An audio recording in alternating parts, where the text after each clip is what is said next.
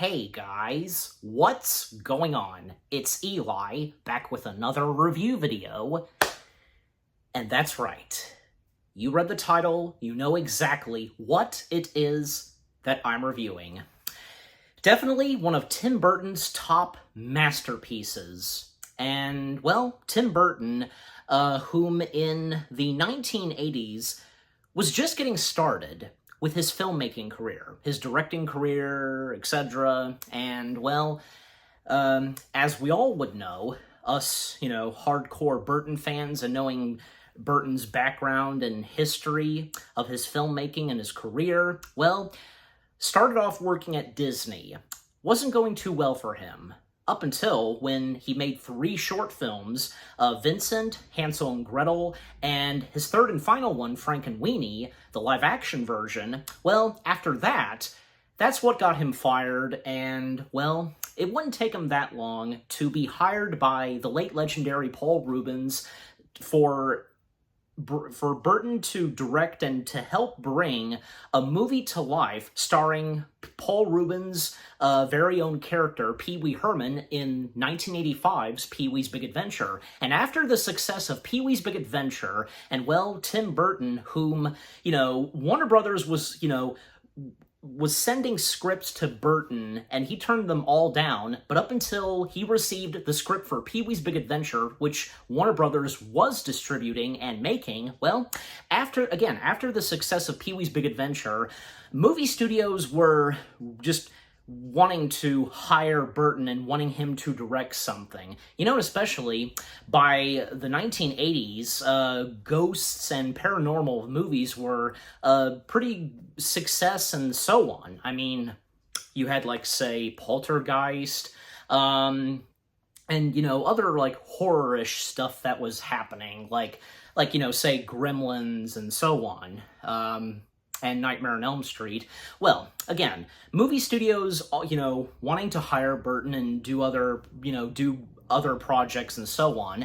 And it wasn't until in the mid/late 1980s, and even after Burton was doing some television work, directing some television episodes, he was offered a script from David Geffen, who would be one of the 3 guys who would go on to create DreamWorks. This script that Burton was intrigued and he was immediately hooked onto. And, well, there would be, some trouble trying to get this movie made and some different creative differences and how to bring this movie to life and such. But up until when it had its cast and when the movie was finally made and it made its way into 1988. Yes, that's right. I am finally reviewing from 1988... Beetlejuice. Yes, Beetlejuice, the first Beetlejuice film. Again, what a Tim Burton masterpiece this is. Am I not wrong? Because it pretty much is. It's a fact. What Tim Burton and everybody else brought to this movie, Beetlejuice, it's just so memorable and a classic. One of Tim Burton's top, movie gems. And, yeah, just something about it that's so appealing, and with the art style to this, and where the story was going, and some things that you normally wouldn't see in any other movie. Just, yeah, there has never been a movie like Beetlejuice, without a doubt. And the first things I have to say about the first Beetlejuice film, well, I was familiar with Tim Burton and Michael Keaton before seeing this, and, well, on the side of Tim Burton, well, I had seen, of course, say, The Nightmare Before Christmas, the first Batman film, Charlie and the Chocolate Factory, and at a certain point, as I recall, me and my parents, we did get a DVD copy of Beetlejuice, and, watched it for the first time. And I think, I'm pretty sure, I was intrigued. I have no doubt. Who wouldn't be? Yeah.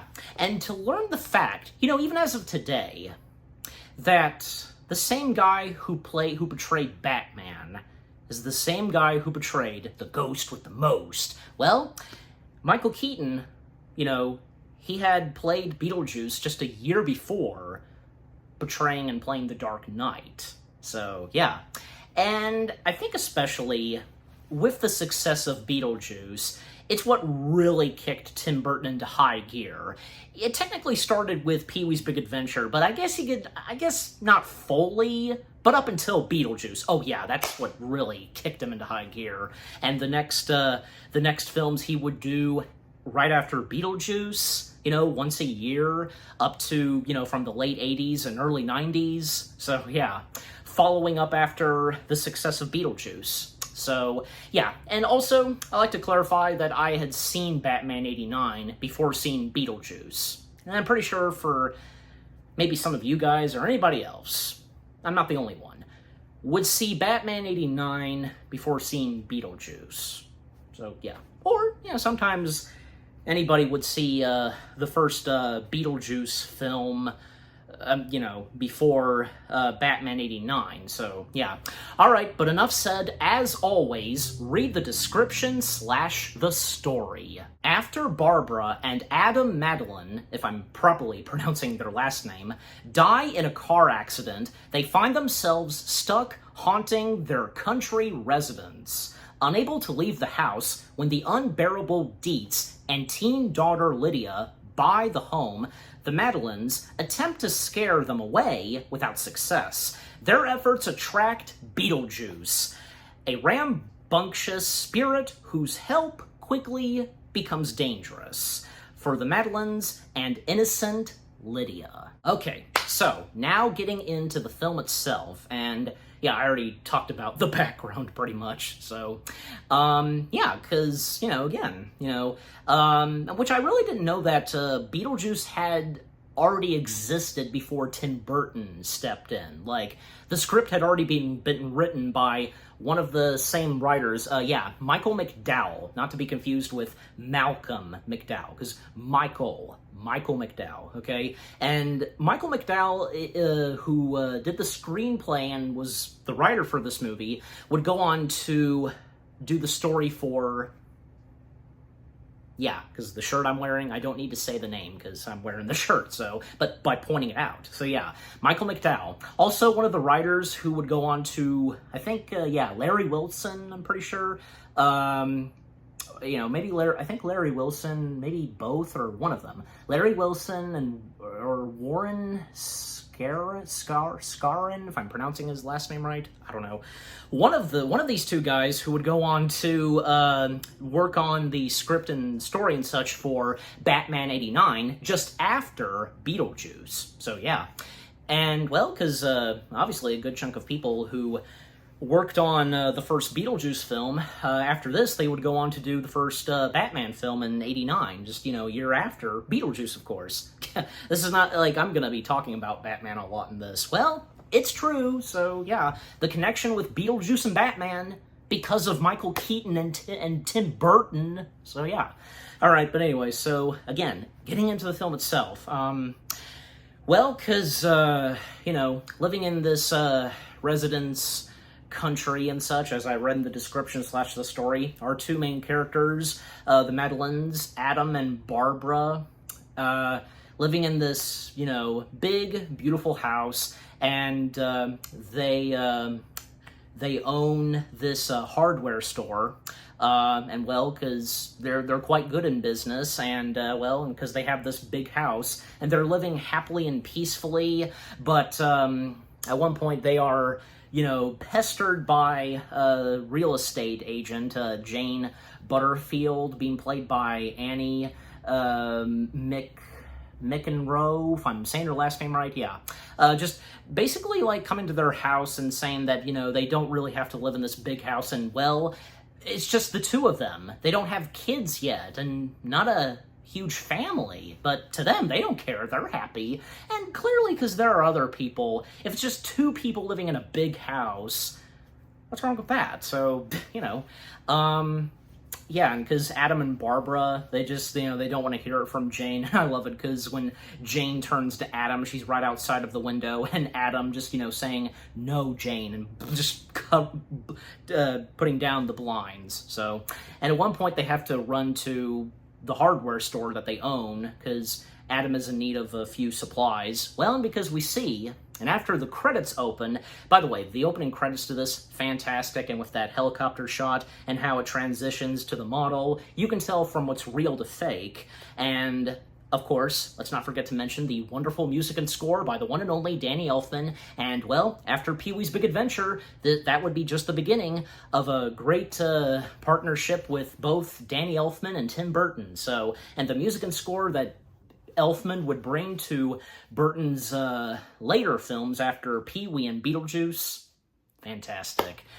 You know, I'd like to point this out because for some reason in the soundtrack, why did they not keep this in? Because it was so good. Because the first Beetlejuice movie, the use of, I think, just 2 Harry Belafonte songs, you know, the Banana Boat song and Jump in the Line, when the logos show, one company, part of a Warner Brothers, Griffin Company, I think, you know, we heard it's Danny Elfman singing, you know, Day-o, Day-o, Day-o, and then we hear a creepy chorus finishing, you know, daylight come, you know, that. For some reason in the soundtrack, it does not include Danny singing.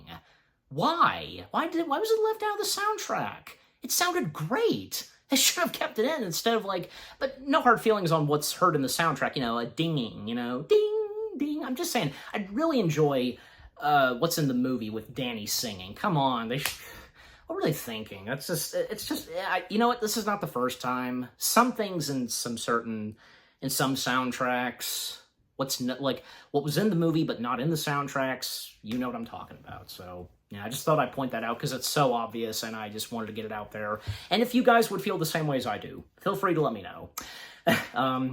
So again, Adam and Barbara going into town, and Adam had to pick a couple of supplies. But then when they were about to make their way back home and when they come up to the bridge, well, they almost hit a dog, and when they try to avoid the dog, well, they crash through the bridge. It's like this, you know, red-looking tunnel, you know, like farm-looking, you know what I'm talking about.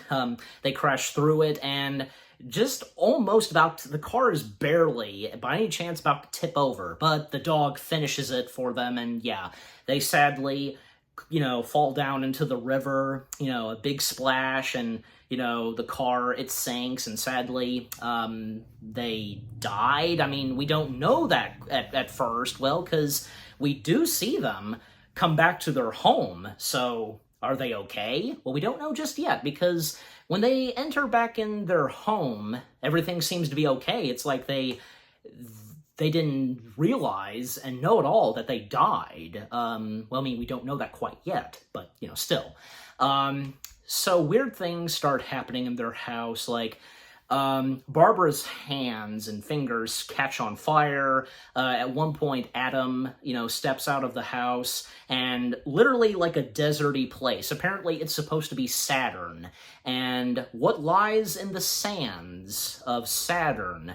Saturn and Beetlejuice. Well, we don't see that quite yet. So yeah, they just start seeing some strange things, even like, say, when they're looking at their reflections in the mirror, they don't see their reflections, even when they're, like, you know, galloping like a toy horse and so on. And Adam spots a book that they never had before. It's the handbook for the recently deceased. Yeah, so a very important piece in the movie. So this is the first time they're seeing this book. Oh yeah, and can't forget to mention, I can, of course, you know, the cast of characters. Well, you know, one of the main characters, the Madeleines, Adam being played by Alec Baldwin, and Barbara being played by Gina Davis. It's really cool to see that, you know, seeing Alec Baldwin and Gina Davis in a Tim Burton movie, and Beetlejuice being the only Tim Burton film that each of them had ever been in. But hey, it's one of those things where you would see, like, you know, an actor in maybe just one Tim Burton film, and you know what, because they would fit so well in the world of that movie of Tim Burton's, you know what I mean? It's like, well, Samuel L. Jackson being in Miss Peregrine, there's that. Ewan McGregor in Big Fish. So take those as examples. Like, those being, each of them being in only one Tim Burton film, so yeah. But yeah, just Alec Baldwin and Gina Davis, they were pretty good in this. And the chemistry between Adam and Barbara and their marriage and the romance that they have, just really good. And then at one point, well, because, well, the titled character, we technically see a glimpse of our titled character. And did I forget to mention, well, it's not mentioned until later on in the movie, but I'm going to go ahead and say it.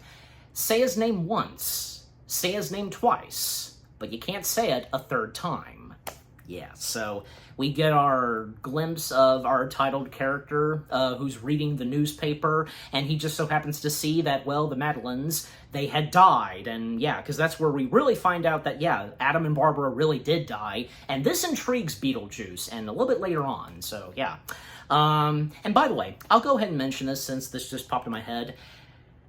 The titled character, Beetlejuice, he only has 17 minutes of screen time in this. Like, 17 minutes of how long he's in this movie.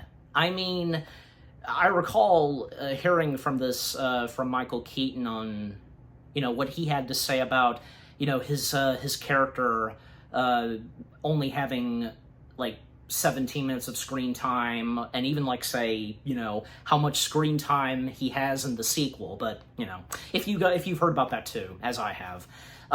So, after that, well, we do see Jane a couple of times. Adam and Barbara, they're trying to get Jane's attention, but she can't see nor hear them. Well, and that's when they do find out that, yeah, they have died. They're ghosts. And even Adam thinks at one point that maybe this is heaven. But yeah, you know, not to mention already, some sheets are covering the furniture because, well, Adam and Barbara's house has now been put on sale now that they've died. And it doesn't take too long on, you know, whom buys the Madeleine's house. And that, of course, being the Dietz. Yep.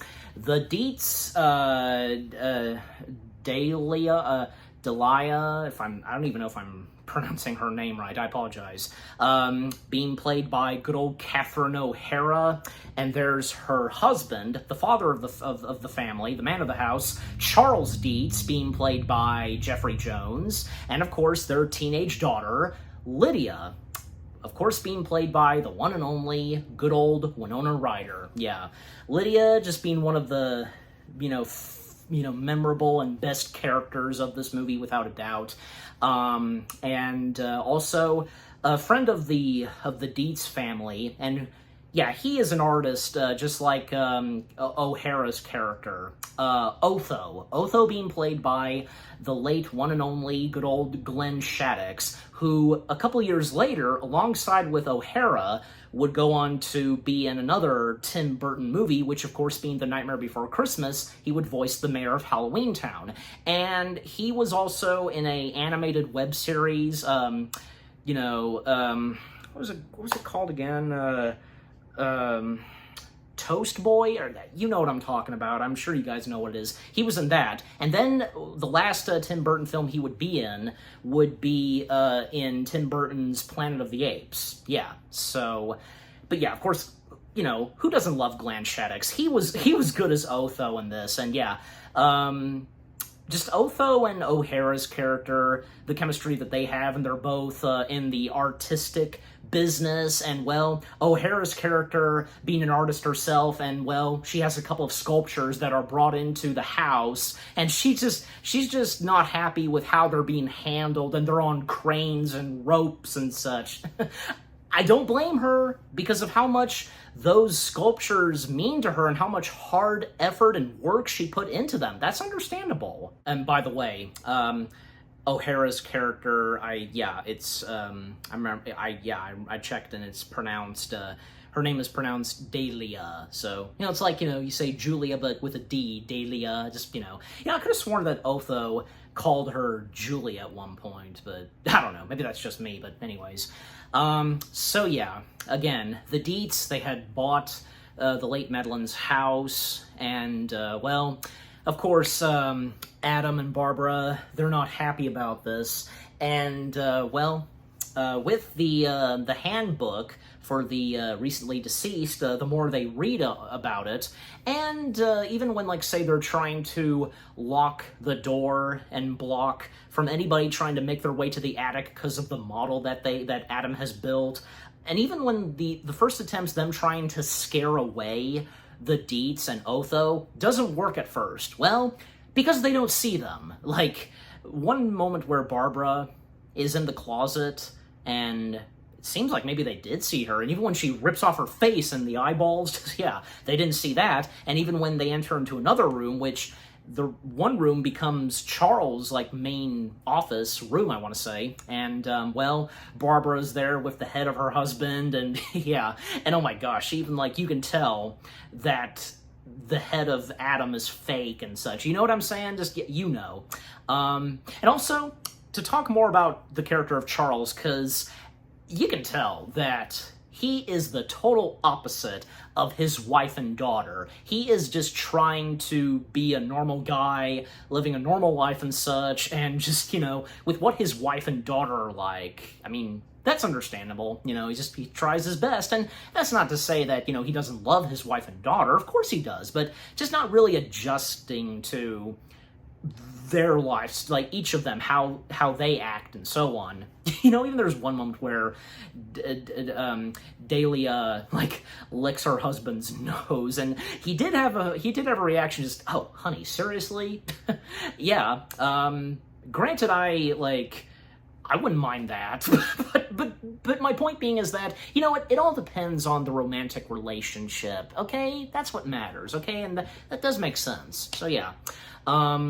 So yeah, the first attempts for Adam and Barbara to scare them off do not work. Again, they can't see them. That is until there's one moment where, well, Lydia, she does try a couple of times to get inside of the attic and so on, and even when she gets information from, you know, the real estate agent, Jane, about whom used to live in the house, and there's one moment where, you know, she was taking pictures, and she can see up at the window to the attic, she apparently saw Adam and Barbara.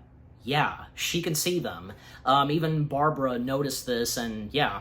And again, Lydia trying to get inside of the attic, and Adam and Barbara blocking it. Even when there's like a special key that Lydia does get to open, but yeah, because Adam and Barbara, you know, hold the door. Yeah, she's not able to get in. And then at one point, out of nowhere, the TV in the attic, there's a commercial that pops up. Well, an advertisement for the titled character. Basically just to get the attention of Adam and Barbara, like, if they need help from this guy. So yeah. And by the way, I have to mention this because I think, yeah, it's so obvious that you realize that the title character's name is spelled differently, because even like when you look at, like, say, the IMDb page, as I am right now, as I usually have IMDb up for these review videos, just in case. You know, Beetlejuice's name is spelled differently a little. Betelgeuse. Even Adam kind of pronounced it differently. Beetlejuice, maybe, but I think just overall it's Beetlejuice. That's how you say it. But yeah, just even like on Beetlejuice's tombstone and such, it's spelled differently too. Like, what's up with that? Is there a reason? Like, am I missing something? And if you guys know, feel free to let me know in the comments section, because, yeah. I remember, like, mentioning this to some of my friends and so on, but, yeah, anyways. So, yeah, so again, a commercial pops up for Beetlejuice, even, you know, giving them a heads up on, you know, when saying his name 3 times. Beetlejuice, Beetlejuice, Beetlejuice. Of course, nothing's happening. So, take cover! Anyways, well, so that happened, the commercial, and you know, here's another thing. It's understandable, and I've seen some people's reactions to the first Beetlejuice film, some confusion.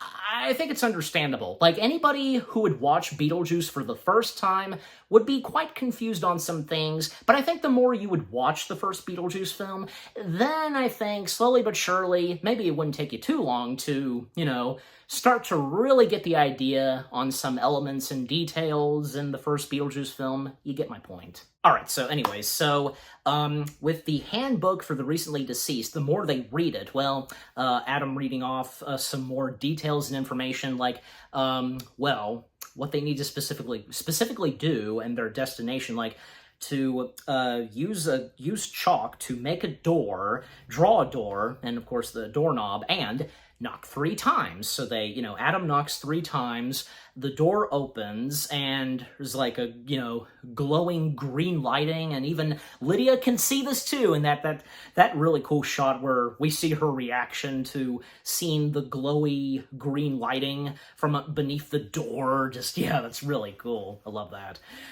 So Adam and Barbara, they proceed on, and yeah, this office, like this place where, yeah, the dead go to and they wait their turn, and, well, their rooms and such. And, yeah, the dead characters that we see are some interesting ones. Like, everybody remembers, as of now, of course, one memorable dead character, and that, of course, being the shrunken head guy. Yeah.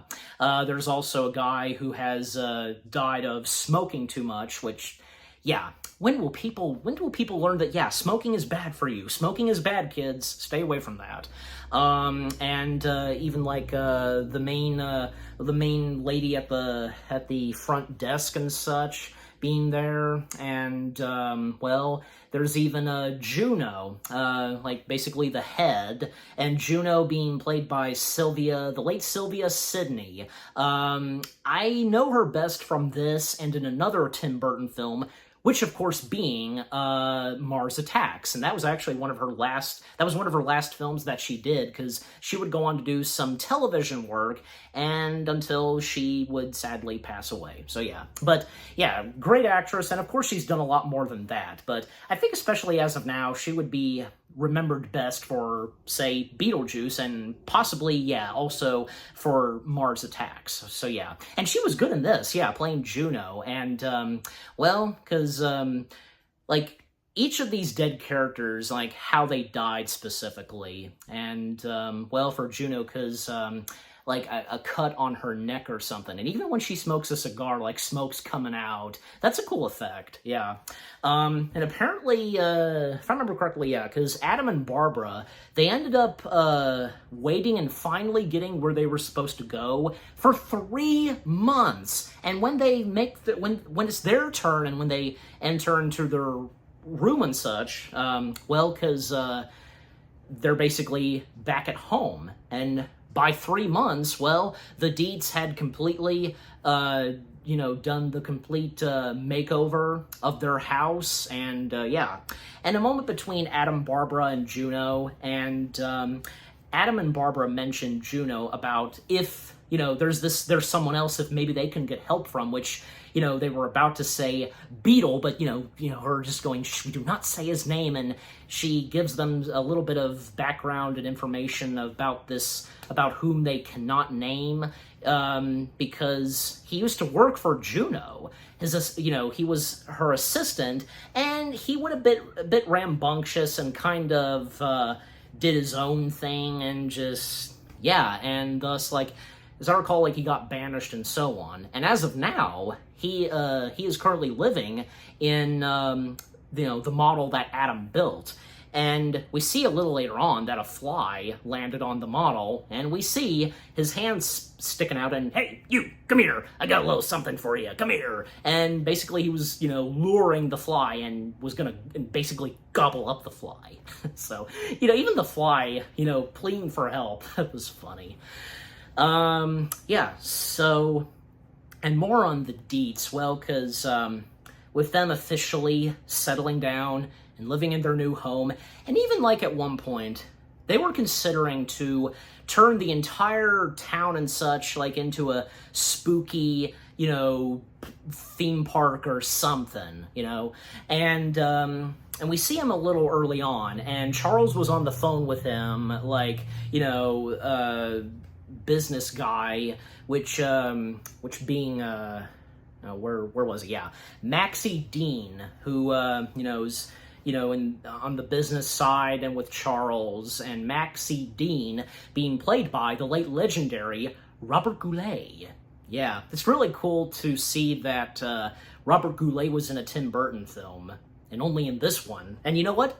he was good. He was good in this. A lot of big names that were in Beetlejuice, and most of them just being in this one and no other Tim Burton film. So yeah, Robert Goulet, Alec Baldwin, need I go on? So yeah. So again, plans, as I said, plans and attempts, like, the Deets considering to make a spooky, scary park and such in the town, and even when, like, they have guests coming over to their new home.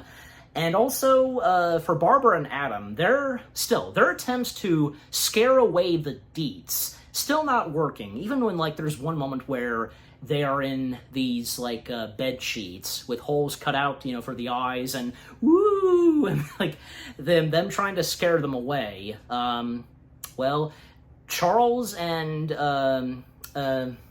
Delia, I hope I'm still pronouncing her name right, they can hear them moaning and groaning as ghosts, but they think it's just some commotion, or, like, Charles thinks it's his wife doing something, strange, and, well, his wife just so happens to be sleeping in their bedroom, and, well, she heard it, but she thought it was the TV, and she turned it off, because she's a bit dozy. And for Lydia, well, she can hear this, and she thinks it's her parents doing some weird, like, thing during sex or something, and, like, taking flash pictures at them, and little does she know, until she looks at the pictures that she's taken, that there's no feet, like, nothing on the bottom. And yeah, this is where for the first time she fully meets and interacts with Adam and Barbara. She can see them.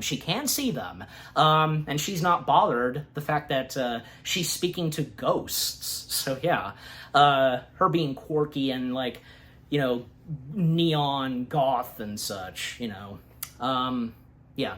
So, because that didn't go so well, and slowly but surely, Adam and Barbara, they would start to like Lydia a lot. And they wouldn't want any harm coming towards Lydia very later on, until they now meet with the ghost with the most. Yeah, so the moment has finally come where we really see him fully on screen and up close and such, and yeah, in all of his glory, and yeah, so they turn to the model, and that's when, they make a mistake, and little do they know, well, because when they say his name 3 times, they make their way down into the model, they've shrunken, and, well, they approach his grave, and they have to, unbury and dig out his grave and knock on his tombstone, his coffin, I should say, and he, flies up and just, and, well, yeah, the one and only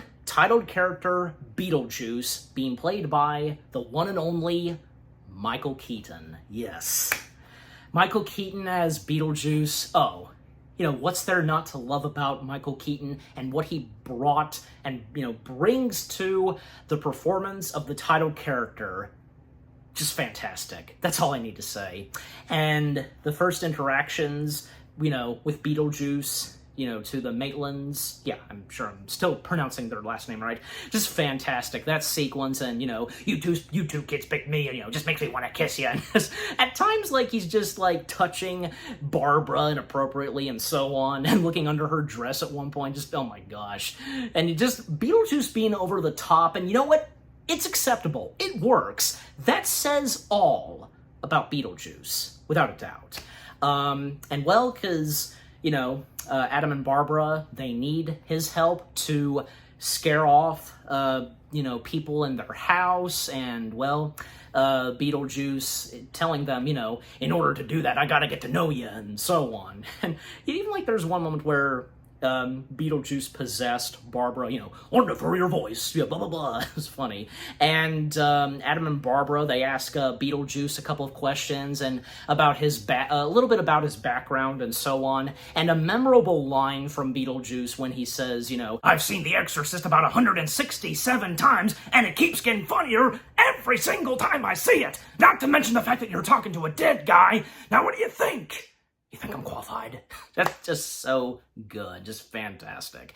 And, well, other questions that they ask him is, well, can he be scary? And what he does, what do you think of this? And then we don't see it in front, but we see it from behind, just, like, what did that look like from the front angle? Well, probably very scary looking, so, to say the least.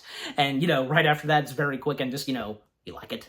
So, and, Adam and Barbara, they're not really sure at first, but Beetlejuice trying to convince them to, well, not leave just yet and just to know each other some more. Even Beetlejuice changing his wardrobe to the same clothing as Adam's wardrobe, oh, look, we even shop at the same store. And, saying to them, talking to them still, that, you want to get somebody out of the house and, oh, look, we've been to Saturn. Hey, I've been to Saturn. Whoa, sandworms. You hate them, right? And yeah, because almost forgot to mention the sandworms, because when early on they made their way back to Saturn, that's where they, for the first time, encounter the sandworms. And the sandworms, being stop motion, still to this day look fantastic. And it's great to see that in the sequel, bringing the stop motion back, and, well, especially for the sandworms. So, yeah. So Beetlejuice, yeah, he too, being at Saturn and, hating the sandworms. And there's one moment where his head spins, and just catching it. And, don't you hate it when that happens? And Barbara and Adam, they've seen enough. And, even when Beetlejuice is begging them not to leave yet and, having them come up to, inside of his coffin in his home and, I'll fix you something to eat. And Barbara quickly saying 3 times, like, how did she know? Well, she just did it, home, home, home, and they're back. They're out of the model. And Beetlejuice, hey, where'd you go? Come on, I'm just trying to cut a deal here, and so on. You bunch of losers! You weren't a little professional here! And then, this was not planned. Fun fact, this was not in the script, this was not planned. Michael Keaton improvised this, where he knocked over and tipped over the model tree. And then, I'm pretty sure this was ad-libbed, obviously, because, well, with knocking over the model tree. Yeah, all of it. Where, of course, he says, nice effing model, and honk honk. Yeah, totally improvised, and you know what? That worked, and that's a memorable moment right there. And the one time in this movie that the F-bomb is used. And not to mention that, well, Beetlejuice is PG rated. So, well, Beetlejuice, the first Beetlejuice film is not the first, let alone as of now, with PG-13 rated films, only able to have one use of the F-bomb. Alright, but continuing on, and to speed things up, because, well, after that, and the first time they've interacted with Beetlejuice and such, well, the Maitlands, they once again attempt to scare the Deets, and as well as a couple of guests that come, to the house for dinner. Other people in the art business, alongside with Delia and Otho, because there's Bernard, played by Dick Cavett, Grace being played by Susan Kellerman, I hope I'm saying her last name correctly, and there's Beryl being played by Adele Lutz, and yeah, they really don't have that much in this movie, but, I think we would get the legit of what they're like and so on. But yeah, Bernard, he is Delia's agent and such, and, just talking about, like, art business and such, and also about ghosts and so on, because that's brought up, and they're having shrimp for dinner, and, interesting things that go on during dinner, and, talk and such, and just out of nowhere, at a certain point, and for Delia, because, I would rather talk about, a bit quiet, and then out of nowhere, coming right out of her mouth, and this is the Maitlands doing, well, she starts singing, Day-O, and she's confused, and just, and Otho, like, saying, cute Julia. It sounds like he's saying Julia. Again, it sounds like he's saying it, but anyways. And, Charles is just wondering if this is like if this is something happening under the table or whatever, and then everybody being possessed by the Maitlands, they start to dance and and waving their napkins and 6 foot, 7 foot, 8 foot bunch, yeah, just them dancing, and they just go along with it apparently. even with, you know, some of them having confused looks, and them shaking their booties, and then, you know, them sitting back in their chairs, and, you know, coming face to face with the shrimps, and out of nowhere, the shrimps come alive, and they're now shrimp hands. And fun fact, apparently that was Dick Cavett's idea of the shrimp hands. Well, and look what would happen in the final film, that being a memorable part that happens with the shrimp hands.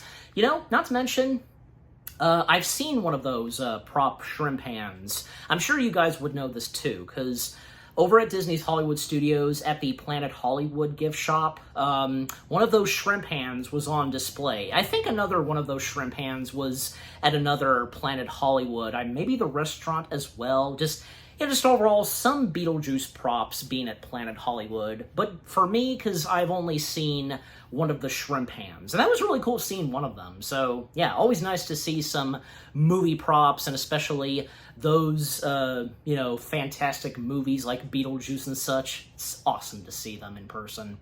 But anyways, so after that, well, the Matlins think that they've succeeded, and they're waiting to see if anybody is coming out of the car, is going to the cars and leaving. Well, it didn't really work, because after that, they then start talking in the living room, because I think, yeah, they were intrigued by what happened, and even Lydia telling them about, you know, the ghosts of the previous owners, the previous owners' ghosts, and, you know, her asking them if they'll come down and such, but Lydia informing them that they won't, and so on. And even at one point, Bernard then says to Delana that, Delia, sorry, you know, still gotta remember how to pronounce her name right. Bernard telling her that, you know, that she's a fake and this was all fake and such, and yeah, just apparently it doesn't go too well then. But yeah, so after that, after Bernard and the others leave, well, then Delia, Charles, Otho, and Lydia, they make their way upstairs to the attic door, and Delia speaking to the ghosts to open the door, and even making like a death threat or something, even though that they're already dead and such. Something about hanging their necks or whatever, but yeah. But then finally, the door does open, and for the first time ever, they step inside the attic, and they see the model, and yeah. And then at one point, Otho, he spotted the book for the recently deceased, and he snatched it right before they left the attic, and well, because they were getting a bit spooked and such, and, you know, they left, and, well, that's when another memorable moment that happens, when they make their way out of the attic room and, you know, proceed on through the, you know, hallway and so on. Well, the stair handrail and such, you know, well, at one point Delia touches it, and apparently it's snake. It's the feel of a snake body, and well, apparently we see that it's Beetlejuice in snake form, and yep, this is where they, for the first time, see Beetlejuice, but as a snake, and Beetlejuice terrorizing them, causing Delia to, like, you know, retreat into a room, and then, well, Beetlejuice as a snake causing Otho to, you know, tumble down the stairs, and, you know, slithering and, you know, grabbing, Charles by his legs and turning him upside down and, you know, saying to him, "We come for your daughter, Chuck." And yeah, he called him Chuck, as I recall. He did say he called him Chuck. And basically dropping him down and kind of like wounding him and such on the first floor, dropping him from on top of the stairway. Yeah. And then the attention turns to Lydia, because Beetlejuice apparently has his eyes sight on Lydia and terrorizing her and so on. And, you know, not to mention, because when you realize and see, and I'm pretty sure it wouldn't take anybody that long to realize that the character of Beetlejuice at times can be a dick and be kind of a creep and a pervert and so on. Yeah, and he's kind of a bit of an antagonist in this movie, especially in the climax and in the third act of the movie, but until we get there. So he was about to attack and scare Lydia, but Barbara quick enough to step in and say his name 3 times, and the rattling of his snake tail rattling, and, oh no! And, well, Beetlejuice is done for, in snake form. And Lydia, well, she was starting to trust Adam and Barbara, but with what had just happened, and just how upset she is by this. And Barbara and Adam confronting Beetlejuice on what the heck just happened, and telling Beetlejuice to leave Lydia alone, only to terrorize the parents and Otho. They don't want anything bad happening to Lydia, with how much they've gotten to know Lydia, and so on, and then at one point, in the model, out of nowhere, this pops up. This horror house specifically for Beetlejuice. Like, this is like his own heaven or something. And Barbara, turned to Adam asking, why did you build that? And Adam was like, I didn't. Well, of course he didn't build it. Well, that was apparently Juno's idea to build that, and, specifically for Beetlejuice. And she sets them straight on what Adam and Barbara did, interacting and meeting with Beetlejuice and getting help from him, breaking the rules on people seeing ghosts and so on. Yeah, so they kind of screwed up a little. I'd say probably a good chunk. Anyways. And apparently, we see in Juno's office, football players are there. Deceased football players. You wonder what happened to them. There's a numerous of guesses how they could have died. And I was thinking of this earlier, that maybe they might have died in a traffic accident. Sometimes football players traveling across, on the road and so on. Maybe that, but we really don't know, and the movie doesn't establish it. Unless if there is something, I don't know, but I think more than likely that's just left for us, audience, to guess, but yeah. Anyways, so after that, well, the Deets and Otho, they're perfectly okay with this. They still had no problem with what the heck just happened. But as for Lydia, well, she apparently, after that, she is feeling suicidal now, even leaving a suicidal note and such, a goodbye message and so on, and to speed things up still, because, Lydia, at one point, she meets and interacts with Beetlejuice himself, and Barbara and Adam, they at one point make themselves up, stretching their faces, Barbara's head, just grows and stretches, and with eyeballs in her mouth, and Adam's face just poking his eyes out, and the eyeballs are on his fingers. That being another great moment there, and design wise, and how there's been some merchandise of that, and with masks and stuff like that. Yeah, definitely. All right, so again, Lydia, for the first time, interacting and meeting with Beetlejuice, and, slowly but very surely, just, interested in Beetlejuice helping her out and such, and, just wanting to die, and Beetlejuice telling her to say his name 3 times, but she doesn't know his name, and Beetlejuice helping her out,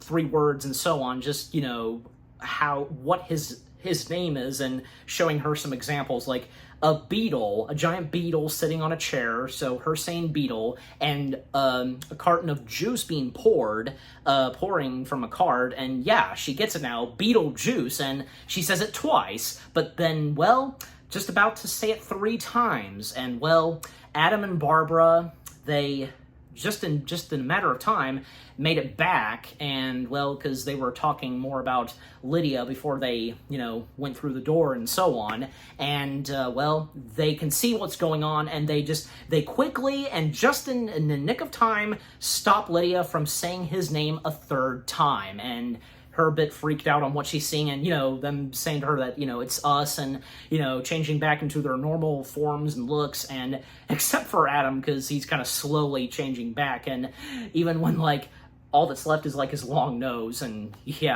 and, well, they assure Lydia that it's not worth dying. Dying is not worth it, and just so on, and take it from them, and, so, but, clearly, because Barbara and Adam managed to get used to this by now and pull it off with them being ghosts and so on, but So after that, well, because by this point, the Dietz, along with Otho, and this time, Maxie Dean and his wife, Sarah Dean being played by Marie Chatham, if I'm pronouncing her last name right. She's a great actress, and she's done a lot of great acting, and you know what, I, as of now, remember her best, not just for Beetlejuice, but on the side of TV. I'm sure you guys would feel the same way too. Her being in the Nickelodeon show Sam and Cat.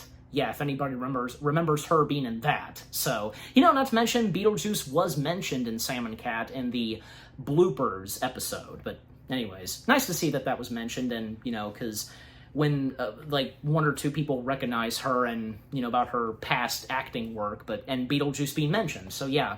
But yeah, she's done a lot of other great movies, but I think especially as of now, she would be remembered best for her appearance in this, even though she doesn't have a big role, as well as the same goes for, well, Robert Goulet. But yeah, so the Deans, they're there at the Dietz house because, well, they're Maxie Dean being interested in the whole thing of ghosts, and they've come to see some spookiness happen and stuff like that. And there's a ceremony that happens, Otho summoning and calling the spirits, ritual, that whole thing. And, well, by summoning, Adam and Barbara first shows up, and then Adam in these wedding dresses. Yeah. Because Barbara appearing in a bride dress, and Adam appearing in a groom dress. The groom and bride dresses and clothing were sitting there on the table, and thus when they show up, yeah. And because Barbara was the first to show up, she slowly but surely starts to decompose and stuff like that. And Lydia knows this is a bad idea, and, well, by that point, there's nothing that can be done about it. And Otho, he can't undo it. What's done is done. And with this ritual happening and such, and, well, there's no other alternative and choice, but, well, they need, Lydia needs to get help from Beetlejuice. So, yeah, and by this point, the model was brought out of the attic and brought to the living room, right next to the fireplace.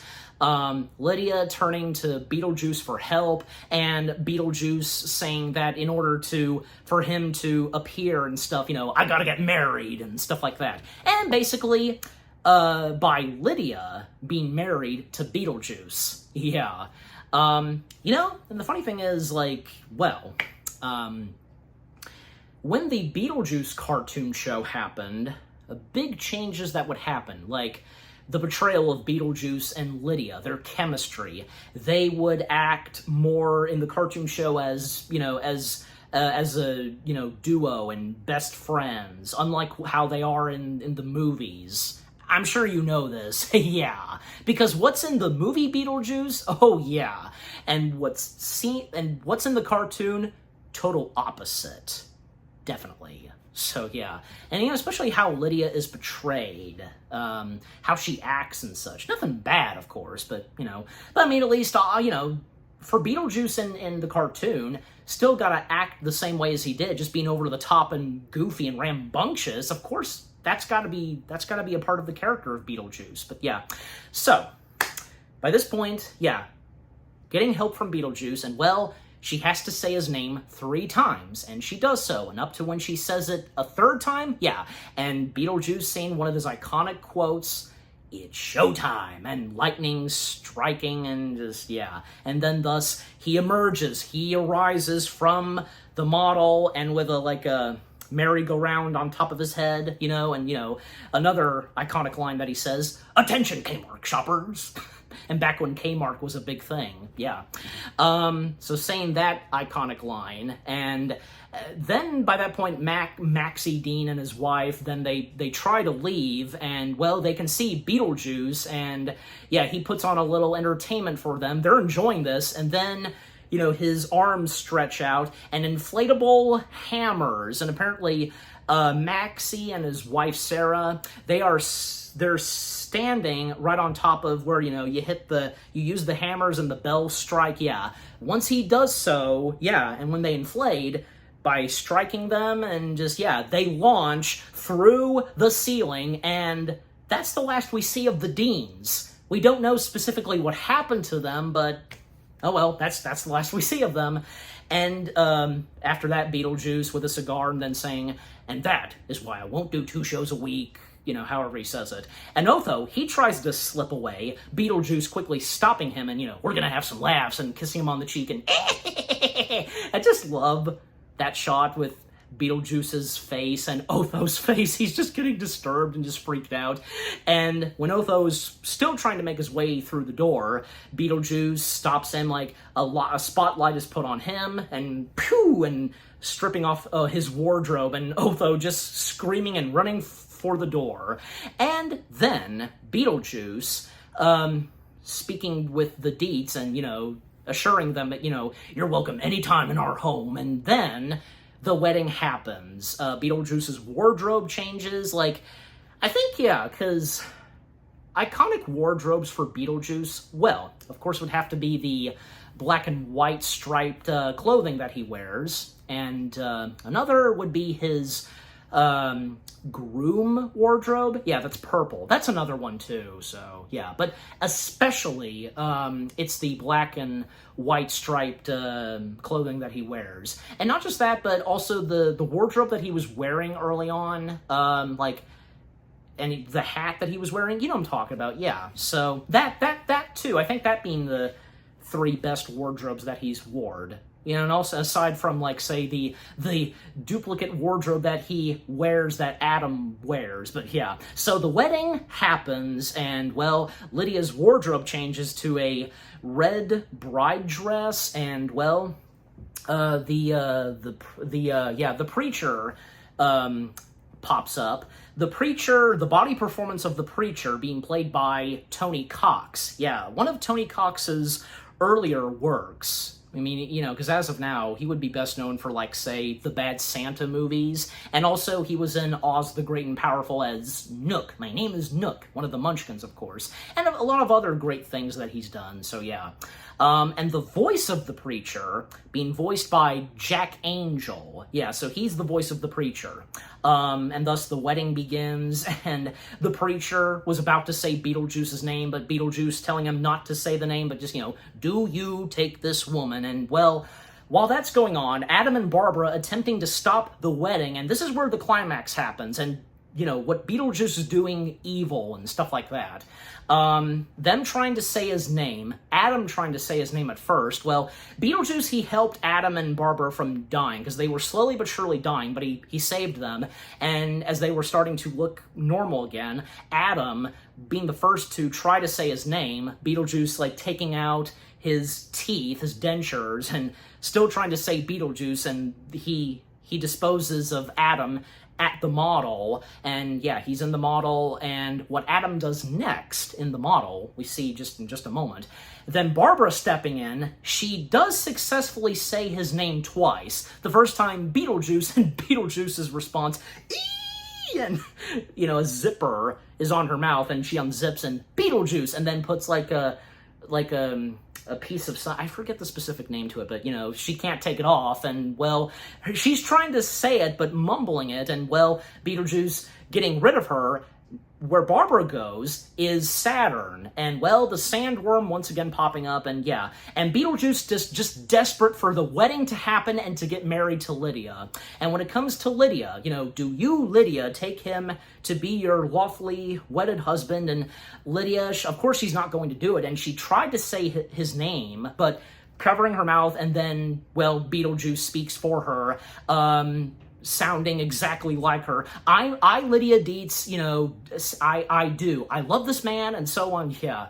And of course, Winona Ryder, she dubbed over Michael Keaton, of course. It'd be interesting, to hear the original track, recording of Michael Keaton speaking those lines that Winona Ryder would do. Okay, but anyway, so yeah, the wedding proceeding on, and Beetlejuice desperate for this to finish, and until in case anything happens, and well, with the for Barbara and Adam determined to stop this, and well, Adam, he gets in a, tiny model car, part of the model, and driving it, and was, about to, drive straight to Beetlejuice by his shoes, and well, Lydia, she managed to, negotiate with the sandworm and to team up with the sandworm. And with how far the wedding gets, and when it comes to the rings and Beetlejuice, the ring! And thus he has the rings and just desperate for this to finish and for the preacher to finish. And well, right as it was about to finish and he was about to succeed by putting the wedding rings on hers and his fingers, well, Adam hit, ramming into Beetlejuice's feet and shoes and causing it for there to be an explosion. And then Lydia on the sandworm coming from the ceiling, and thus the sandworm finishes off Beetlejuice, defeating him, going through the ground, and thus Beetlejuice is done for. And the wedding is no more. Everything is good now. And it seems to, everything's good now between, Adam and Barbara, and the Deets. Yeah, all ends well. And the preacher, vanishing as well. And yeah, the epilogue to this movie. Well, as of now, Lydia, she's become a much better person, acting like a normal, nice, loving girl, and going to a school just for girls, and, still technically has the same wardrobe, wearing black and such. And, well, another thing is, and it's obvious, to Adam and Barbara, seeing Lydia as a child/daughter that they never had. Yeah, so it's obvious, and if you would know that. And just, complimenting on how school went for her and so on. And then a dance number that happens to finish off the movie, which being another Harry Belafonte song, which being Jumpin' the Line. Lydia dancing and, floating in the air and lip-syncing to the song, and Barbara and Adam dancing. And for Lydia's parents, well, things are going okay for them. And one moment where she scares Charles with the statue of the Beetlejuice snake, he's startled, and her saying that he likes it. So, if he does, but, And then we see Beetlejuice, what's going on with him now. Now he's in the waiting room, and, of course, the dead characters, they are aware of Beetlejuice and how they feel towards him, and he basically, the number that he's given, it's going to be quite a while until he's next. And he basically, tricks of a dead voodoo person, oh, there goes Elvis Presley, stealing his number and, swapping it with his, and, well, looks like I'm next. And the voodoo guy can see what just happened, and, well, using his voodoo magic, like, his own pixie dust or something, sprinkling it on top of Beetlejuice, and, well, this causes Beetlejuice's head to shrink, and, hey, what's going on? Whoa! Whoa! Oh, this is a good look for me. Like, he does compliment it, and that's the last time we see Beetlejuice, for now, on screen. And when we cut back to Lydia, well, the dead football players are there. And how they're credited, there's only 3 that I'm seeing that, how they're credited. Dumb football players, that's what they're called. Some of the dumb football players, they're played by Gary Jamison, if I'm saying his last name right, Bob Pedersen, if I'm getting it right, and Duane Davis. Yeah, so only 3 that I'm seeing that are credited. Just 3. Also, to mention some of the other, like, dead characters, like the Hanging Man. The Hanging Man being played by Charles Schneider, and there was a skeleton, which was just a skeleton, because we saw a couple of skeletons in Beetlejuice. And Dancer at Dante's, being played by Christine Bridges. An Afterlife announcer being voiced by Judy M. Durain. Some of them being uncredited. And also, there's also the respiratonist, if I'm saying her name right, who we see at the front desk, played by Patricia Martinez. I hope I'm saying her full name right, yeah. And also there's Three-Fingered Typist being played by Cindy Daly, Charman being played by Douglas Turner, Messenger being played by Carmen Philippi, yeah. And janitor, yeah, dead janitor ghost, ghost janitor, being played by Simi Bao. Yeah, so yeah. So again, like, when we cut back to Lydia, and the last shot we see, well, the stairway, I keep getting mixed up. The stairway, we see the dumb football players, they're dancing, jump in the line.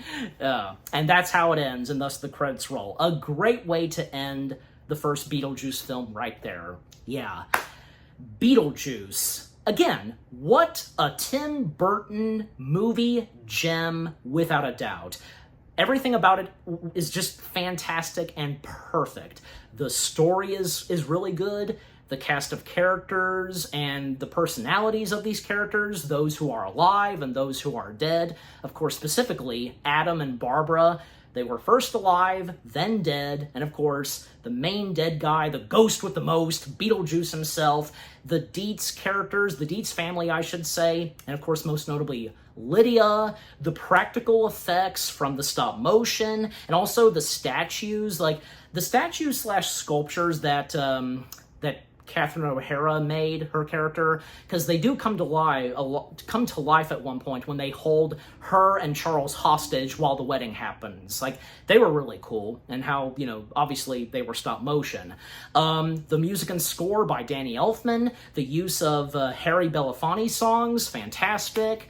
The frightening and chilling moments, the suspense, the climax, yeah, just everything about Beetlejuice, a fantastic and a Tim Burton gem. And I'm giving Beetlejuice, well, what the heck, 10 out of 10 stars. Yes, 10 out of 10 stars for the first Beetlejuice film.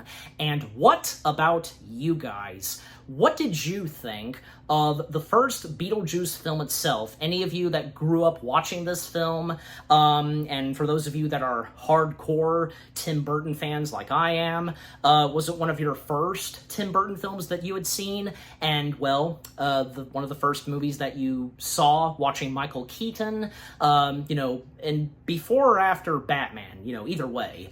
Is it one of your top favorite Tim Burton films? No doubt about it. That it would be. It would be high in your all's top lists.